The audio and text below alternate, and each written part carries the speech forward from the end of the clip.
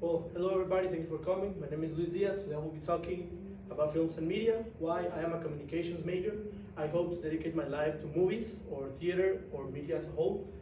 Maybe not news segments, but everything other than that, I'm game. My specific topic today is going to be violence in films and media. And I hope that you ask yourselves the questions right now and at the end, do we really hate violent movies? So, to begin this, I'm going to start talking about two different researches being conducted. The first one by American Academy of Pediatrics. They studied that since the 1950s, both violence and gun violence has been constantly and very largely growing for more than 50 years.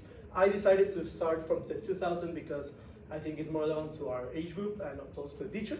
And also the Harvard School of Public Health found out that PG-13 and non-PG-13 movies show explicit content more and more. You can see it's this one that here. It should be very low. It is the lowest of the three, but explicit content is both sexual and violent, and it has been constantly growing.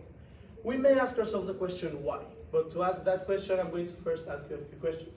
Let's think about the last time you went to the movies. If you went recently, it's probable that the last three movies you saw are probably Spider-Man Across the Spider-Verse, maybe The Little Mermaid, but let's face it, that's not a really violent movie. You maybe saw Fast and the Furious X or Guardians of the Galaxy. Two of these movies being superhero movies, we can maybe justify the use of violence. But let's think deeper for a second.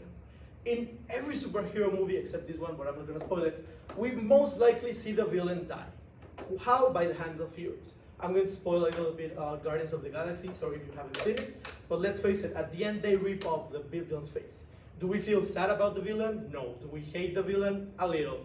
Do we find it uncomfortable that they rip the guy's face off? Maybe, but at the end they won. Yeah, go heroes. You're rooting for them. You want them to kill the bad guy. It may be a little, we may be a little desensitized to violence, but let's also look a little to the previews of what we have coming into the cinema for a few weeks. We have Transformers: Rise of the Beast, a franchise based solely on the war between worlds.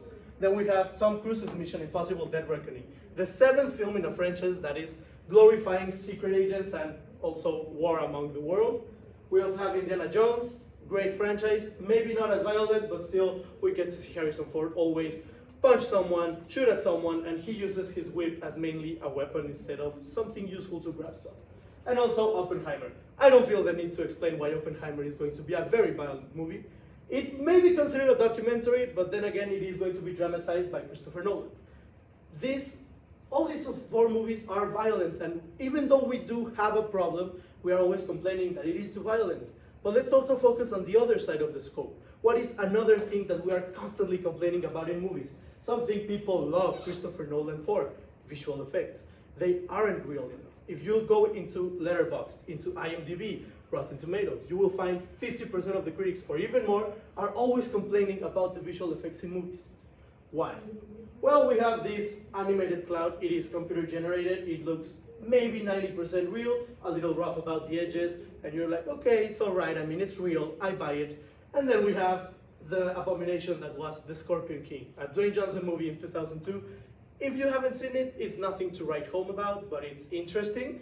But people complain, and yeah, you might say, it's 2002. We have a ton of examples of 2002 movies that had amazing visual effects. But we as a society are constantly criticizing the movies because it doesn't look real enough. If somebody gets shot, where's the blood? We all have blood in our bodies. Where did it go? When he died, it didn't look real enough.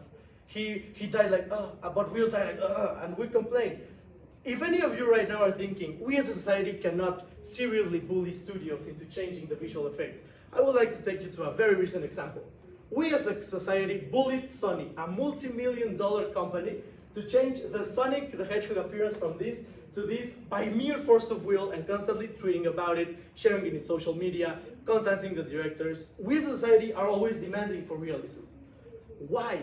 It's not the movie's fault. It's not video games' fault. It's not series' fault.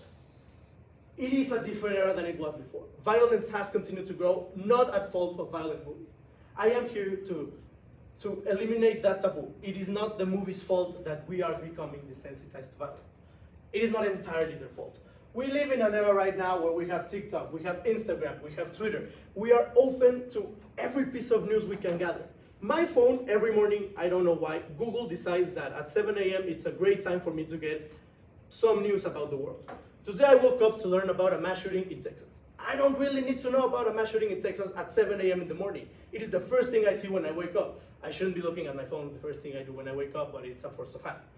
But why is it that we are also so desensitized to this? Because wherever you look right now, whether it be newspapers, news media, YouTube, show reporters, or even TikTok, there is no way that you can avoid having all this explicit content, violent content thrown into your screens.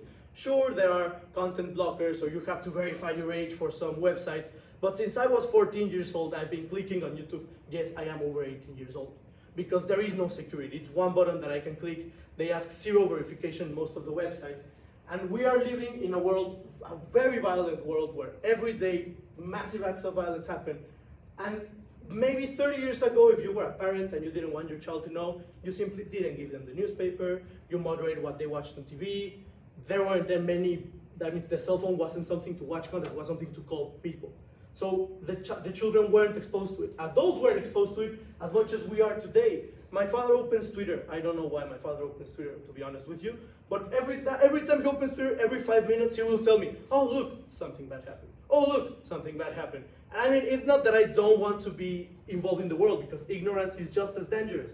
But we should be aware that this reality shouldn't be portrayed the way it is in movies. It shouldn't continue to be allowed to exist. We as a society need to be able to differentiate between violence in movies and violence in the real world.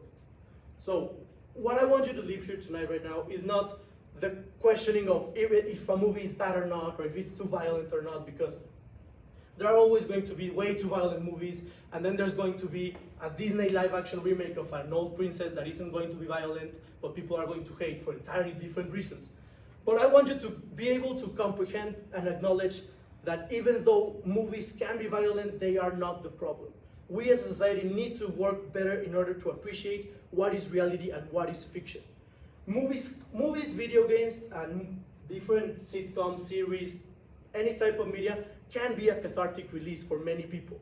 It is a way to escape the reality, but they comprehend that it is not the same as being in the real world. But many people don't want to know, or don't need to make this differentiation, because it's more easy to say, movies suck because they are violent and they are making our society violent. No, art imitates life, because if every day you open YouTube, or you open TikTok, or you open Instagram, or you open your El Norte app, or your Reforma app, or the New York Times app, everything you see in the cover is violence. And there was a mass shooting in Texas, and there was an assault in Mexico, and yesterday, no, it's Friday, 2 days ago, my friend was in an OXXO and it got mugged. She's fine, don't worry. But I mean, it's something we experience every day. We need to be able to recognize that this is not the movie's fault. The movies are not making our world worse. We are making movies worse with our world. We need to be better to understand this differentiation. So I hope that today you leave with this conclusion. Do we really hate violent movies, or do we hate seeing the real world in our cathartic escape? Thank you for your time.